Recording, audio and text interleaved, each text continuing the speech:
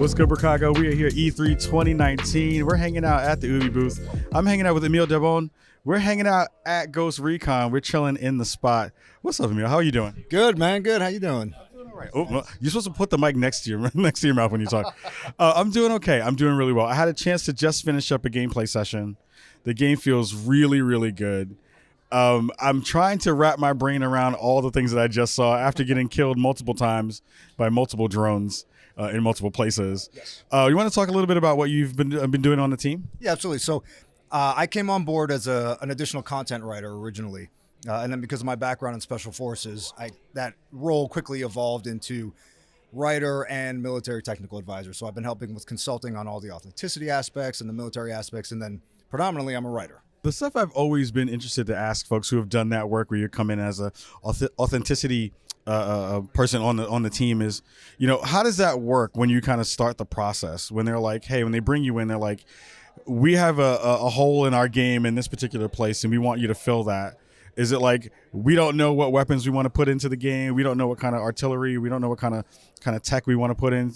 What is the stuff that you'll be able to kind of help us fill those gaps? Is it just stuff like that? What are the other parts of that? I mean, so in truth, by the time I came on the project, they already had a lot of decisions made on what weapons they want to use, like what weapon systems are incorporated in the builds, the overall aesthetic that they were going for. They had a lot of things kind of lined up. Where I was really able to help was to bring my experience and expertise to help fine-tune the details so that as you play the game and you engage with the world and as your character moves through the space, it just feels more authentic, like a real world and a real combat scenario. Yeah, some of the stuff I was just talking to you about right before we started was just how grounded everything feels. The characters feel pretty grounded in the way that not only they kind of talk to each other and the kind of conversations they have. There was a great little cutscene with Jon Bernthal about, don't fart in my right. Yeah, I don't know about old Mexico. Me and Stone, we never got along too good anyhow. Hey, you didn't fart in my rack, did you? Which was, it's a small thing. It's a thing, though. But it's my boys who I know who have been in the service. You hear conversations about stuff, that camaraderie that happens in those spaces. Do you feel like the camaraderie of real world service folks being together in those kinds of situations is coming through in the story and in the characters that are going to be portrayed in the game? Yes, absolutely. So first, narratively speaking, we were given a lot of freedom to expand on the story aspect of this game. So it's already more engaging in that respect. And where the notion of camaraderie and brotherhood comes in is, of course, being Ghost Recon, it's a co-op experience. You can play solo, but the real sort of excitement and thrill is getting some of your buddies together, getting online or getting in the room together, getting headsets on, and talking through the tactics. And the beauty is that you can engage this narrative in this world now with your friends with the heightened sense of realism and authenticity. And the fantasy is heightened, both through the mechanics and the story, and of course the experience of playing with other people. One of the things that I really thought was super fun was the addition of the wolves as being the kind of main enemies that you're kind of going after and kind of digging through and fighting against. What are some of the conversations that the team had when they kind of thought about concepting that out and kind of having those folks being this kind of uber group that you're trying to fight against? So early on in the development process, the core team wanted to explore the idea of what was the most dangerous adversary a ghost could face. The ghosts are the best. They are ostensibly the most highly trained, experienced, efficient warriors on the battlefield. What poses the most direct threat? What is the most frightening thing a ghost could face? And really what they came up with was another ghost. So that's where the character of Cole Walker sort of was born. They wanted someone who not only was elite, but was a ghost. So has this tie to the main character. There's a real sense of brotherhood and betrayal. And that, of course, led to the evolution of the wolves. So you have your standard enemy fighters, your private military contractors that come with a variety of experience, a lot like a real contracting firm would have. Some people have a lot of military experience, some people have less, and you'll feel that as you play the game and you hear how they speak and how they interact. There are varying levels of sort of experience, but then there's the wolves. We needed an element of soldiers, of fighters, for the player to engage with that offered the ultimate challenge to a ghost.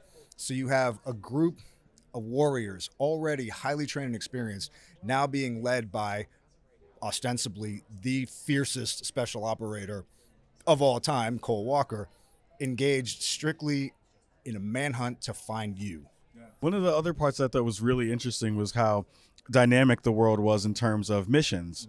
Being able to kind of go through one and then seeing like the world is telling me that there are other things around me that I need to be paying attention to, and how that stuff affects the other things that I'm going to be coming up against. Can you talk a little bit about that?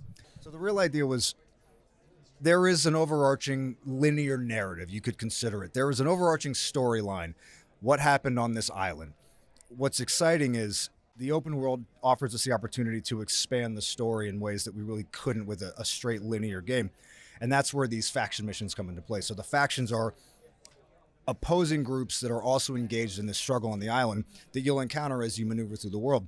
The missions offer a few different advantages. So from a gameplay perspective, it gives you the opportunity to gain skill points, buffs, perks, find new weapons, loot things, build on the progression of your character. But also these side missions really support the overarching narrative. So you've got these side stories and side plots and B stories that are all very compelling in and of themselves, because they tell very interesting stories of the people that are on this island and how they came to find themselves in this situation, this martial law and oppressive regime that's taken over. And it all ties into your mission as a ghost to uncover the mystery of what happened on the island. So the diversity of the missions is offering the player the opportunity to engage the world however they want. Freedom of choice is at the heart of what we're doing in Ghost Recon. We want players to engage how they want, when they want, however they feel is necessary. The faction missions are one more way we give the player freedom of choice to maneuver through the world and engage with the narrative how they see fit to build their skills, their experience, and then follow along the trajectory of the actual storyline. That sounds super, super cool. Two last questions.